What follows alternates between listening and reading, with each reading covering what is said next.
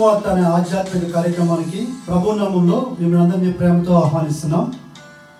Sister సుల్తాన్ నవీన్ గారు చెప్తున్న వాక్యము మీ అందరికీ దీవెనకరంగా ఆశీర్వాదకరంగా ఉందని మేము ప్రార్థిస్తున్నాం. మీ యొక్క అభిప్రాయాలు సలహాలు యూట్యూబ్ లింక్ ద్వారా మాకు తెలియపరచగలరు. మీలో ఎవరికైనా ప్రార్థన అవసరం ఉన్నట్లయితే స్క్రీన్పై కనిపిస్తున్న మొబైల్ నంబర్కి మీరు ఫోన్ చేసినట్లయితే మీ కొరకు మేము ప్రార్థన చేస్తాం. ప్రభు మిమ్మల్ని దీవించుగాక. పరిశుద్ధుడా యేసు నరమాత్రుడవు నీవు కా. పరిశుద్ధుడా యేసు నరమాత్రుడవు నీవు కా. పరమ పవిత్రుడు పరిశుద్ధ దేవా. పరమ పవిత్రుడు పరిశుద్ధ దేవా. నీకే నా స్తుతి ఘనత. నీకే నా స్తుతి ఘనత. పరిశుద్ధుడా యేసు నరమాత్రుడవు నీవు కా. నరమాత్రుడవు నీవు కావు. గాయమందిన నీ తనువే యాగమాయన నా దేవా. గాయమందిన నీ తనువే యాగమాయన నా దేవా. దైవిక రూపమా మహిమా స్వరూప. దైవిక రూపమా మహిమా స్వరూప. మహిమా స్వరూప.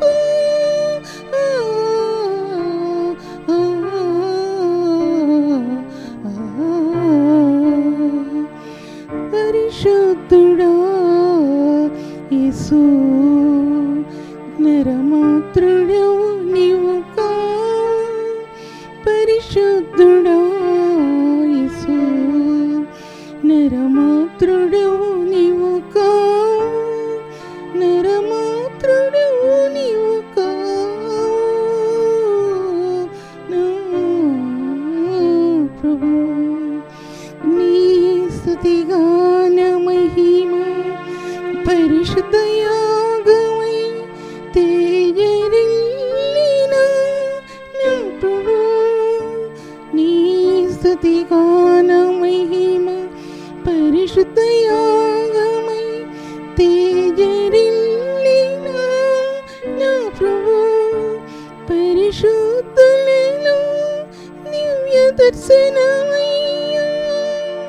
పరిశుద్ధులలో దివ్య దర్శనమై పరిశుద్ధాలంకృతమై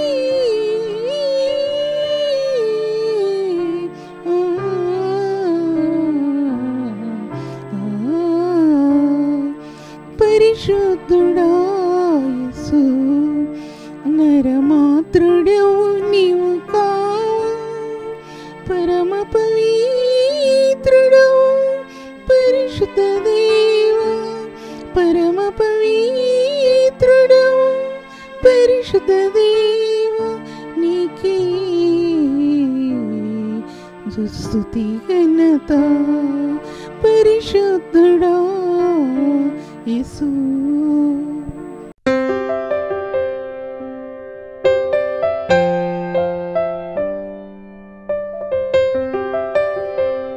రెండో కొరింథీయులకు రాసిన పత్రిక 3వ అధ్యాయము 3వ అధ్యాయంలో 17 వచనం చదువుతున్నాను. ప్రభు యొక్క ఆత్మ ఎక్కడ ఉండను అక్కడ స్వాతంత్రం ఉండను. మనమందరమును ముసుగులేని ముఖంతో ప్రభు యొక్క మహిమను అద్దం వలె ప్రతిఫలింప చేయొచ్చు. మహిమ నుండి అధిక మహిమను పొందొచ్చు. ప్రభు ఆత్మచేత ఆ పోలికగా మార్చబడుచున్నాము. దీనికి ముందు భాగంలో మనం ధ్యానించిన సత్యం ఏంటంటే సిలువ అనేది స్వరూపం అనేది ఆ మహిమ స్వరూపంలో ఎలా దాచిపెట్టబడింది అనే విషయం మీతో మాట్లాడాను లాస్ట్ వచ్చేబడి. ఈ మహిమ స్వరూపంలో ఎన్ని దాచిపెట్టబడి ఉన్నాయి, ఆయన దైవిక స్వరూపం దాచిపెట్టబడింది అనే విషయం మాట్లాడుతూ నేను వదిలిపెట్టాను సబ్జెక్ట్ని. అందులో దైవిక స్వరూపం అనేది బైబిల్ గ్రంథం అనేది తెరవబడినటువంటి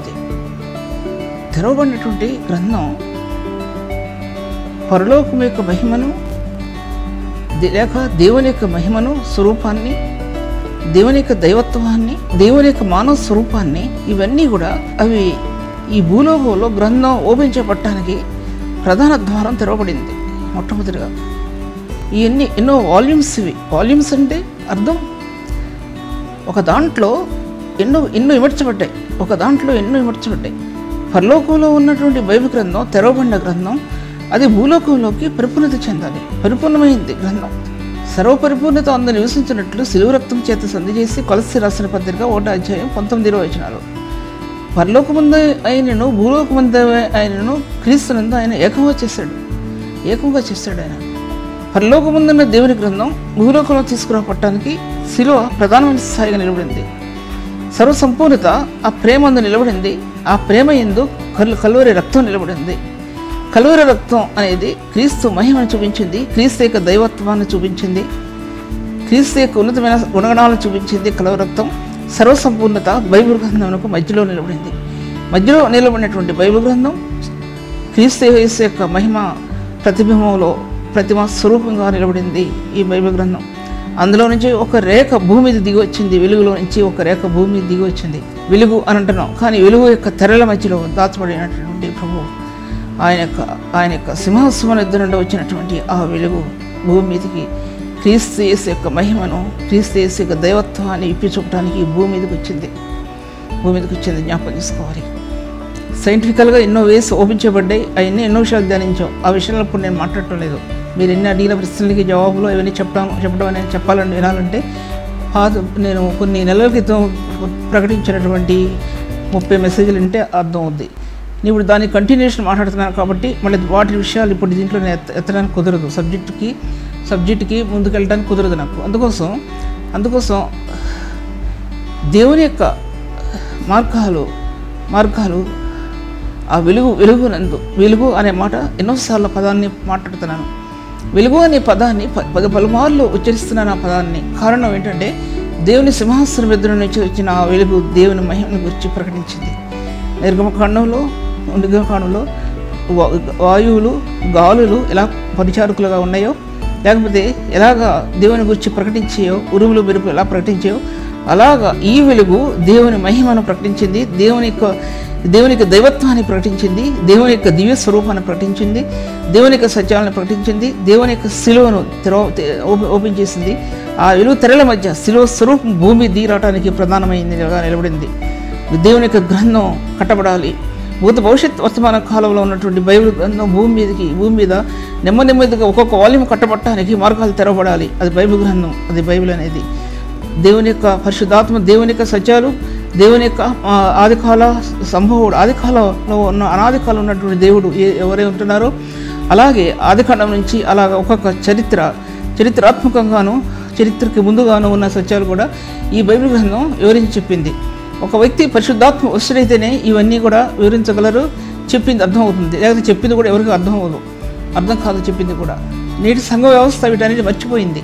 బైబిల్ స్టడీ ఇది మర్చిపోయింది. బైబిల్ స్టడీలు ఇవన్నీ మనకు రావటంలా. ఇప్పుడు బైబిల్ స్టడీలో నూతనమైన బోధ, చరిత్రాత్మకమైన సత్యాలలో పరిశుద్ధాత్మ దేవుడు ఎలా విడి ఉన్నాడు, ఈ గ్రంథం బైబిల్ స్టడీలో ఎలా తెరవబడాలో నేటి పరిశుద్ధులకి అది చెప్పాల్సిన బాధ్యత నేటి పరిశుద్ధులదే ఉంది. ఆ విషయం బైబిల్ స్టడీ అంటే అటువంటి సత్యాలు.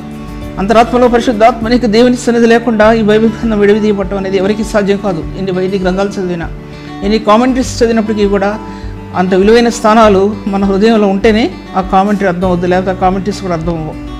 అటువంటి కామెంటరీస్ దేవుని యొక్క దైవచనులు రాసినటువంటివి. అటువంటి దాంట్లో నేను మీతో మాట్లాడేది మొట్టమొదటిగా దేవుని యొక్క దైవత్వం అనే విషయం గురించి నేను మీతో మాట్లాడుతూ నేను ముగించాను. క్రీస్తు యేసు యొక్క దైవత్వం అనేది ఆయన దేవుని స్వరూపం కలిగిన వాడై ఉండి, ఫిలిప్పీ రాసిన పత్రిక 2వ అధ్యాయం, ఆయన దేవుని స్వరూపం కలిగిన వాడై ఉండి దేవునితో సమానంగా ఉండుట విడిచిపెట్టకూడని భాగ్యం ఎంచుకోలేదు, కానీ దాసుని స్వరూపం ధరించుకొని తాను రిక్తునిగా చేసుకుని ఆకారమంది మనుషుడిగా కనబడి శిలువ మరణం పొందినంతగా ఆయన తను తగ్గించుకున్న వాడై అన్నాడు. శిలువ మరణం పొందినంతగా ఈ శిలువ మరణం అనే దాంట్లో క్రీస్తు యేసు యొక్క దైవత్వం యొక్క మార్గాలు దాంట్లో పొందుపరచబడి ఉన్నాయి. ఆయన దైవత్వం, దైవత్వం యొక్క సుగుణాలు మానవునికి ఉన్న గుణాలు సుగుణాలు కావు. ఈ దైవత్వం యొక్క గుణగణాలు నిర్గమకాండంలో ప్రకటించబడ్డాయి. తర్వాత కొత్త నిబంధనలో చాలా చోట్ల ప్రకటించబడ్డాయి. ఆయన నేను సర్వశక్తిమంతుడి దేవుడిని అని అబ్రహాముతో మాట్లాడినప్పుడు ఆయన సర్వశక్తిమంతుడిని ప్రభువు నిరూపించుకున్నాడు. మోషేతో మాట్లాడుతుంటున్నప్పుడు ఆయన సర్వజ్ఞానం కలిగినటువంటి దేవుడని, సర్వత్రా వ్యాపించున్నానని ఆయన ప్రకటించుకున్నాడు. అందులో ఆయన గుణగణాలన్నీ వెల్లడిపరిచాడు. అవి నేటి పరిశుద్ధమైన సంఘానికి శిలువ యొక్క విమోచన కార్యం ద్వారా ఆ పరిశుద్ధమైన గుణగణాలు ఆత్మకి ఇవ్వబడ్డాయి. ఆత్మకి ఇవ్వబడినప్పుడు జ్ఞానం ఆత్మకు అందించబడింది. జ్ఞానం ఆత్మకు అందించబడినప్పుడు బైబిల్లో జ్ఞానంలోనికి సర్వసత్యంలోనికి ఆత్మ నడిపించబడింది. ఇవి ప్రధానమైన కారణాలు. ఇవన్నీ కూడా దైవత్వం అనేది సామాన్యమైనది కాదు. అది దైవత్వం అనేది ఒక వ్యక్తి జీవితానికి పునరుత్థానం శక్తి అనేది ఎప్పుడో పునరుత్థానం శక్తి విషయం నేను మీతో మాట్లాడట్లేదు. ఒక వ్యక్తి ప్రభువుని అంగీకరించినప్పుడు మూడింటితో హృదయం కనెక్ట్ చేయబడుతుంది. ఒకటి రక్తములందు, పరిశుద్ధ రక్తములందు హృదయం పరిశుద్ధపరచబడే కొలది గదించిన వాటి మీద ఆధారపడటానికి లేదు. మేము ఎప్పుడో రక్షించబడ్డాం అని చెప్పేవాళ్ళు వాళ్ళు రక్షించబడిన వాళ్ళే కాదు నేనంటాం కాదు, బైబిల్ చెప్తుంది. ఏదైనా ప్రశ్న వేస్తే మేము ఎప్పుడో రక్షించబడ్డామండి అనేవాళ్ళు ఆ రక్షణ వాళ్ళ లేదు. రక్షించబడిన వ్యక్తి జీవితంలో ఎంతో వినయం ఉంటుంది, తగ్గింపు ఉంటుంది, సాత్వికం ఉంటుంది. ఎవరైనా ఒక మాట అన్నా పడతారు, ఒకసారి తప్పిపోయినా పశ్చాత్తాపడతారు, ఎవరైనా ఒక మాట అన్నా వేదన పడతారు. తగ్గింపు జీవితానికి మార్గం రక్షణ అనేది, పాపం నుంచి విడిపించబడటానికి ప్రత్యేకమైన ద్వారం రక్షణ అనేది. ఈ రక్షణ అనేది క్రీస్తులో ప్రకాశించే మహిమ యొక్క ద్వారం రక్షణ అనేది. దేవుని యొక్క మహిమ కలిగిన కణాలని విభాగించేది రక్షణ అనేది. బైబిల్ గ్రంథంలో ఉన్న సత్యాలను బయలుపరిచేది ఈ రక్షణ కాంతి.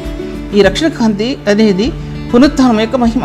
ఈ పునరుత్థానం యొక్క మహిమ నీ ప్రభువుని అంగీకరించడంలో ఈ మహిమ కలిగిన కణాలు నీ ఆత్మలో ప్రకాశిస్తాయి.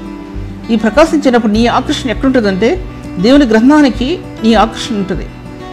ఈ లోక పాపానికి కాదు. ఈ లోక పాపానికి అపవిత్రతకి నీ హృదయం ఆకర్షితమవదు. నీ హృదయం దేనికి ఆకర్షితమవుతుందంటే బైబిల్ గ్రంథానికి, అందులో ఉన్న మార్గాలకి, అందులో ఉన్న సత్యాలకి నీ హృదయం ఆకర్షితమవుతుంది. మొట్టమొదటి ఆయన ప్రేమకి నీ హృదయం ఆకర్షించుకుంటుంది. శిలువలో ఆయన చూపిన ప్రేమకు నీ హృదయం ఆకర్షితమవుద్దండి. ఆ ఆకర్షణ హృదయంలో లేకపోతే ఎవరో ప్రభువుని వెంబడించలేరు. ఈ లోక పాపంలో దాస్తుడు అయిన వ్యక్తి లోకాన్ని వెంబడిస్తాడు, పాపాన్ని వెంబడిస్తాడు, కానీ పరిశుద్ధులైన ప్రభువుని వెంబడించలేరండి. అది వెంబడించడం అందరికీ సాధ్యం అవ్వదు. ఈ లోకాన్ని మర్చి, ఈ యొక్క గంటల సమయాలు మర్చిపోయి, ఈ కుటుంబాల్లో ఈ స్థానాలని కూడా మర్చిపోయి దేవుని వెంబడించడంలో అనేది ఆ ప్రేమకు దాసులైతేనే వెంబడించగలరు, కానీ జగతి సాధ్యం అవ్వదండి. అది ఎవరికి కూడా సాధ్యం కాదు. దేవుని యొక్క దైవత్వం అనేది నీ హృదయానికి తొలగించబడుతుందండి. దైవత్వం యొక్క గుణగణాలు, మహిమ యొక్క గుణగణాలు, మహిమ గుణగణాలు ఎటువంటివో దైవత్వం యొక్క గుణగణాలు కూడా అటువంటివే. దైవ స్వరూప యొక్క గుణగణాలు నీ ఆత్మ తెరవబడుతుంది. నీ ఆత్మ తెరవబడినప్పుడు ఆ కనెక్టివిటీ ఎక్కడుంటుందంటే దేవుని యొక్క శక్తికి కనెక్ట్ చేయబడుతుంది. అది ఆయన పరిశుద్ధుడు, నీతిమంతుడైన ప్రభు, పరిశుద్ధ కణజాలాల మధ్య ప్రకాశించినటువంటి ప్రభు. ఆయన ఆ దివ్య స్వరూపంలో దాచబడినటువంటి పరలోక మహిమను వెల్లడిపరిచే బైబిల్ గ్రంథం ఎవరు కాదంటే కుదరదు. ఈ కక్షలు, ఈ డినామినేషన్స్, పార్టీస్ ఇవన్నీ ఎవరైనా చేయడానికి కుదరదు. దివ్యమైన సత్యం ఇది, దివ్యమైన సత్యం. దాన్ని ముట్టుకుంటే మాత్రం కుదరదు. దేవుని సంఘం అటు దాంట్లో నుంచి సంఘం తీయబడిందని, ఈ సంఘం వీటన్నిటినీ కలిగి ఉండాల్సిన బాధ్యత సంఘం మీద ఉంది. ఇంత ఉన్నతమైన స్థానాలు సంఘం కలిగి ఉండాలి. ఎంత ప్రయాసపడతారో పరిశుద్ధులు ఈ యొక్క బైబిల్ గ్రంథాన్ని బయటికి తీయగలరు, లేకపోతే బైబిల్ గ్రంథాన్ని బయటికి తీయలేరు. బైబిల్ గ్రంథంలో దైవికమైన స్వరూపం అన్న రాయబడి ఉంది. బైబిల్ గ్రంథం దైవిక స్వరూపం. ఆయన దేవుని స్వరూపం కలిగిన వాడే. ఇందా చెప్పాను నేను, ఫిలిప్పీ రాస్తున్న పత్రిక 2వ అధ్యాయం. దేవుని స్వరూపం కలిగిన వాడే అడగండి. ఆయన పుట్టుక, ఆయన మరణం, ఆయన సమాధి, పునరుత్థానం దైవత్వాన్ని ఇప్పి చూపిస్తున్నాయి. పుట్టుకను గురించి ఇప్పి చెప్పనవసరం లేదు. ఆయన మరణాన్ని గురించి, సమాధి గురించి ఇప్పి చెప్పనవసరం లేదు. సమాధి గురించి లేచిన ప్రభు, ఆయన పునరుత్థానుడైనటువంటి ప్రభు. పునరుత్థానం యొక్క మహిమను పరిశుద్ధులకు ఇచ్చినటువంటి దేవుడు ఆయన. ఆ మహిమ ద్వారా దేవుని గ్రంథాన్ని ఆత్మకి మార్పు చెందింపజేశాడు. నీ ఉపదేశంలో హితబోధన కలిగించేవిగా ఉండవు. ఏది రమ్యమైనదో, ఏది ఖ్యాతి కలిగినదో, ఏది పవిత్రమైనదో, ఏది పరిశుద్ధమైనదో దాని మీద లక్ష్యం ఉంచు అన్నాడు ఫిలిప్పీ రాసిన పత్రిక 1వ అధ్యాయానికి ముందు భాగంలో. దాని మీద లక్ష్యం ఉంచండి. రమ్యమైనవి, ఖ్యాతి కలిగినటువంటి, పరిశుద్ధమైనటువంటి ఈ ఉపదేశాల్లో నీ ఆత్మ తేజరీలు చేస్తుందండి. దైవత్వం నిన్ను తేజరీలు చేస్తుంది. ఈ పాప పంకిలంలో కొట్టుకోవడానికి ఆ పరిశుద్ధుడు ఇష్టపడడు. ఈ పాప పంకిలంలో ఈదడానికి ఇష్టపడ్డా ఆయన. ఇష్టపడ్డాడు. అపవిత్ర క్రియల్లో హృదయం అందులో వెళ్ళటానికి దేవుడు ఇష్టపడడు. పరిశుద్ధాత్మని యొక్క ఆ యొక్క నిబుదలలో ఆత్మ సర్వసత్యము నడిపిస్తున్నప్పుడు ఈ బైబిల్ గ్రంథం తెరవబడటం నువ్వు గమనిస్తావు. ఆయన దైవిక స్వరూపైన సత్యం నీ ఆత్మ చెప్పుద్ది, ఎవరో చెప్పనవసరం లేదు నీకు. దైవిక స్వరూపి ఆయనలో దాచబడిన సత్యాలు ఎన్నెన్నో ఉన్నాయి. కానీ అంతకుముందు నేను చెప్పిన విషయాలు ఇప్పుడు ఏం చెప్పాను కూడా నాకు తెలియదు. ఎందుకంటే ఏ సమయం ఉందో ఆ సమయం నేను రాసుకున్న విషయాలకి ప్రభు ఏ ఉపదేశం అందిస్తాడో అది నేను ఇప్పటికిప్పుడు చెప్పే విషయాలు, కానీ రాసుకున్న విషయాలు కావు. ఈ ఉపదేశాన్ని ఆప్ చేస్తే దీని మళ్ళీ కంటిన్యూ చేయలేను. అది గ్రహించుకోవాల్సింది. దేవుని వాక్య భాగాల్లో ఆదికాండంలోని మొట్టమొదటి వచనంలోనే ఈ మహిమలో ఈ క్రాస్ అనేది అందులో బయలుపరచబడిందని ముందు భాగాల్లో చెప్పా. ఈ క్రాస్ అనేది సిలువ అనేది అందులో బయలుపరిచింది. అది మహిమా స్వరూపం. ఆ సిలువ యొక్క స్వరూపం మహిమా స్వరూపంగా చూపించింది. అక్కడ సిలువ అనేది మానవ స్వరూపంగా ఏం చూపించలేదు. అక్కడ దేవుడు అపోస్తలుడైన పౌలు చూపించినప్పుడు కూడా ప్రభు యొక్క సిలువను గురించి తనకు తెలిసినప్పటికీ కూడా దమస్కు మార్గంలో తను ప్రభువును చూసింది మహిమా స్వరూపాన్ని చూశాడు. మహిమా స్వరూపాన్ని చూశాడు. ఈ మహిమా స్వరూపం కొన్ని వేల సంవత్సరాలకి ముందున్న ఆ యొక్క వెలుగులో నుంచి ప్రత్యక్షపరచబడినటువంటి ఆ మహిమా స్వరూపాన్ని చూశాడండి. ఆయన చూసినప్పుడు దాంట్లో రాస్తాడండి. 2 కొరింథీయులకు రాసిన పత్రిక 4వ అధ్యాయంలో మహిమ కలిగిన స్వార్థ అంటే ఏంటో అక్కడి నుంచి వచ్చిందండి. మహిమ కలిగిన స్వార్థ ఈ కణజాలాలు ఈ మహిమ కలిగిన స్వార్థని ప్రకటించి ఈ లోకంలో తీసుకొచ్చాయి. అప్పుడు అర్థం కాలేదు, లోకం నీకు అర్థం కాలేదు. ఆదిమకాల పెద్దలే మొదటి స్టెప్లోనే పడిపోయాడు. నేను కయ్యను మొదటి స్టెప్లోనే పడిపోయాడు. కయ్యను మొట్టమొదటి స్టెప్లో ఆదాం పడిపోయాడు, అవల పడిపోయాడు. 2వ స్టెప్లో కయ్యను పడిపోయాడు, దేశ దిమ్మరైపోయాడు. పాపం లోపల విస్తరించిపోయింది, వెళ్ళిపోయింది. ఏ పాపాన్ని అయితే దేవుడు చూడటానికి ఇష్టపడలేదో మానవ లోకంలో, అదే పాపం లోకంలో విస్తరిస్తూ కాయలు కాసింది, పూలు కాసింది, కాయలు కాసింది, పంట ఫలించింది. దాన్ని ఎవరు ఆపు చేయలేకపోయారండి.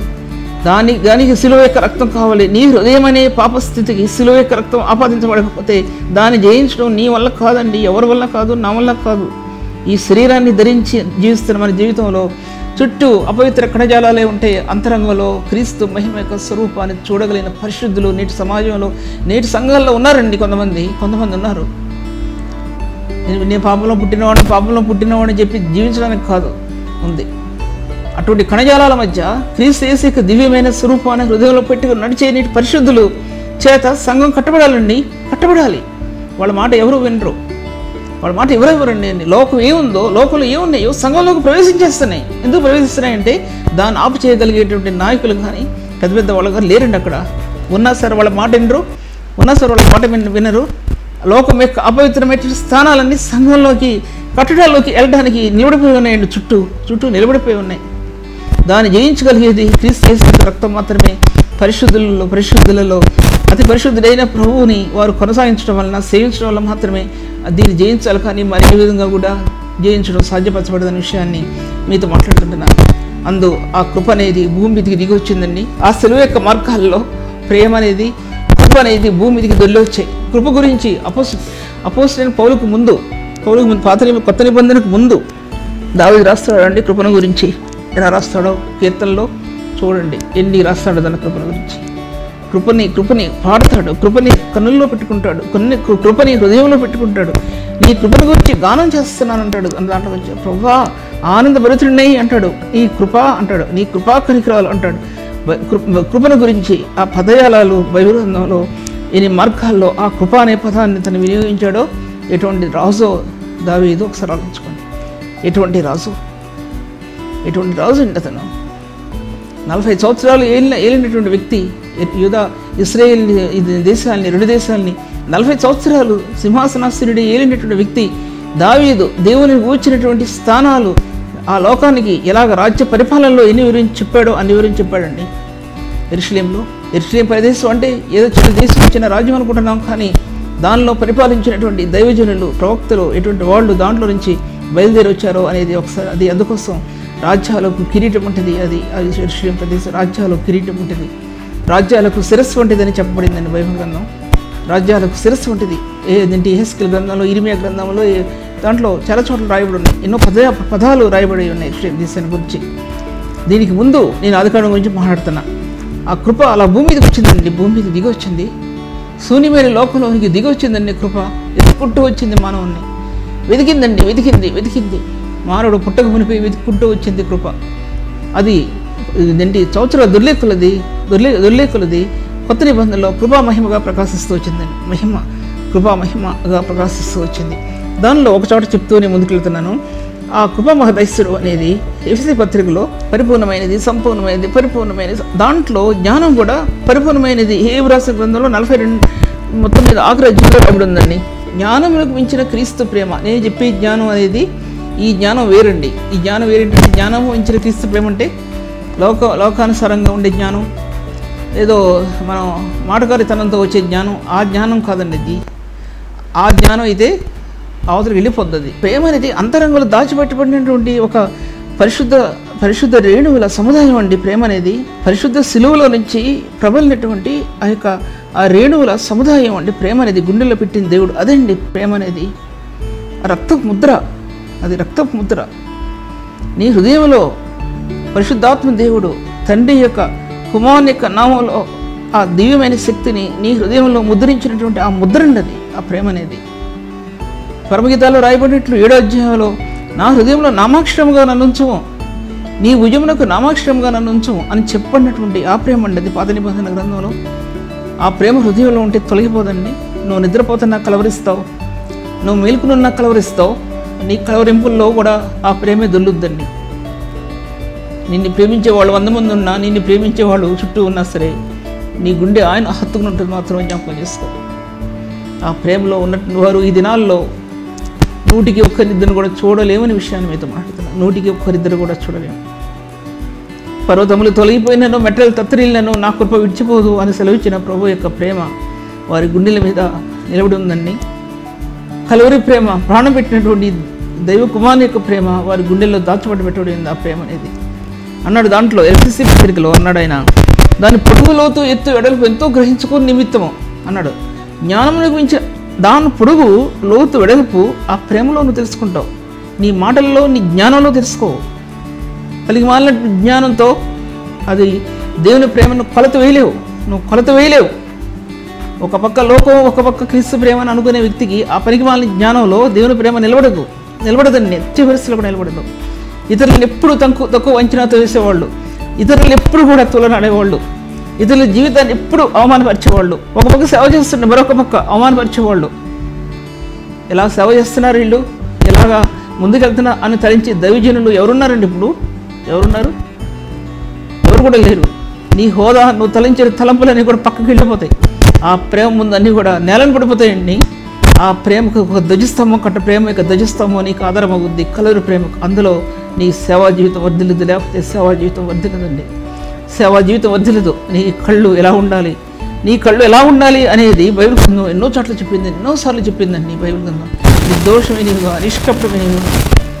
నిష్కపటమైనవిగా నీ కన్నులు, నిందారహితంగా నీ కన్నులు, హృదయంలో దోషం లేని హృదయం, కన్నుల్లో నిందారహితమైన ఆ నేత్రాలు కలిగి ఉంటారండి. ప్రభు యొక్క నేత్రాలు కలిగి ఉంటారు వాళ్ళు. అటువంటి నేత్రాలు నిందారహితమైనటువంటివి, నిష్కళంకమైనటువంటి నేత్రాలు అని చెప్పబడింది బైబిల్ గ్రంథంలో. ఆయన నేత్రములు తాచిన రత్నాలు అని చెప్పబడింది పరమగీతాల్లో. తాచిన రత్నాల్లాగా పొదగబడ్డాయి. రత్నాలు ఎలా పదును పెడతారో ప్రకాశించలాగా మన కళ్ళు పదును పడతాయండి. చాలాసార్లు శక్తిహీనమైపోతాయండి మన కళ్ళు. ఆత్మ యొక్క జ్ఞానంతో అపోస్తలుడైన పౌలు 1 కొరింథీ రాసిన పత్రిక, పరిపూర్ణులైన వారి మధ్య జ్ఞానం బోధిస్తున్నాను. ఇది ఈ లోక జ్ఞానం కాదు, నిరర్ధకమైపోతున్న ఈ లోక జ్ఞానం కాదు, కానీ దేవుని జ్ఞానం వరమైనట్లుగా నేను బోధిస్తున్నాను. ఆ జ్ఞానాన్ని కనబరచాలి. పరిశుద్ధులు తీర్చిదిద్దబడాలి. క్రీస్తు యొక్క శరీరంలో పరిశుద్ధులు దిద్దబడాలి. అటువంటి జ్ఞానం దేవుడు ఒమిని సెయింట్ అనే ప్రభు ద్వారా ఆ యొక్క మార్గాల ద్వారా ఆ జ్ఞానాన్ని దేవుడు నీ ఆత్మకు అందించాడు. అది నీ ఆత్మకు అందించబడాలి. అలా అందించబడకుండా దేవుని వాక్యాల్లో సంపూర్ణతలోనికి ఆత్మ వెళ్ళదు అనే విషయం మీతో మాట్లాడుతుంటున్నాను. తర్వాత దేవుని సంపూర్ణత ఎందు పూర్ణులగునట్లుగా దాని పొడుగు, లోతు, ఎత్తు, వెడల్పు ఎంతో గ్రహించుకునే నిమిత్తము జ్ఞానమును మించిన క్రీస్తు ప్రేమను మీరు తెలుసుకోవాలని మీ కొరకు నేను ప్రార్థిస్తున్నాను. జ్ఞానమును మించిన క్రీస్తు ప్రేమ. తర్వాత చూసినట్లయితే కనుక నేను చెప్పిన 3 సత్యాల్లో ఆయన క్యారెక్టర్స్ ఎలా ఉన్నాయి, 3 క్యారెక్టర్స్ ఎలా ఉన్నాయి అనేది 3 విషయాలు మీతో ఓమ్నిసెయింట్, ఓమ్నిపొటెంట్, తర్వాత ఇంకో రాయబడి ఉంది ఓమ్ని ప్రెసిడెంట్ అని రాయబడి ఉంది.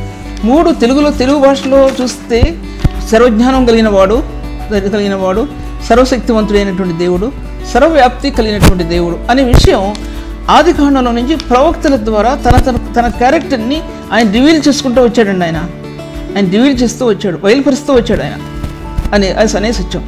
ఇది దైవత్వంలోనికి, ఒక వ్యక్తి దైవత్వంలోనికి, దేవుని యొక్క దైవత్వం లేక క్రీస్తు యేసు యొక్క దైవత్వం అనేది ఎలా ప్రకాశించింది అంటే ఆ శిలువ ఎలా ప్రకాశించింది అనేది నేటి సంఘం వివరించవలసిన అవసరత నేటి సంఘానికి ఉందండి. ఆ సత్యం గ్రహించుకోవాల్సి ఉంది. కనుక ముందు భాగాల్లో మరొక వాక్య భాగాన్ని ధ్యానిస్తాను. నీ కార్యాలు అఘమేగ వచ్చినప్పుడు దాన్ని వివరించటకు సాధ్యం కాదు. లోతైనటువంటి మార్గాలు ఉన్నాయి, లోతైన సత్యాలు ఉన్నాయి ఇందులో ప్రభా. సర్వశక్తి కలిగినటువంటి నీ జీవం ఇందుకు దాచిపెట్టబడి ఉంది ప్రభా.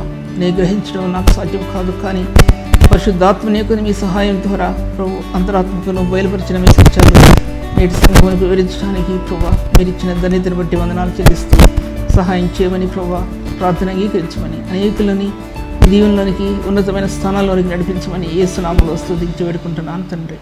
ఇంతవరకు సిస్టర్ సుల్తాన్ నవీన్ గారి వాక్యాన్ని ఆత్మలో ఆనందించి దేవుని మేలు పొందాలని నమ్మి దేవుని స్తుతిస్తున్నాం. మీ యొక్క అభిప్రాయాలు కామెంట్స్ ద్వారా మాకు తెలియపరచండి. Please like, comment, share and subscribe. God bless you all.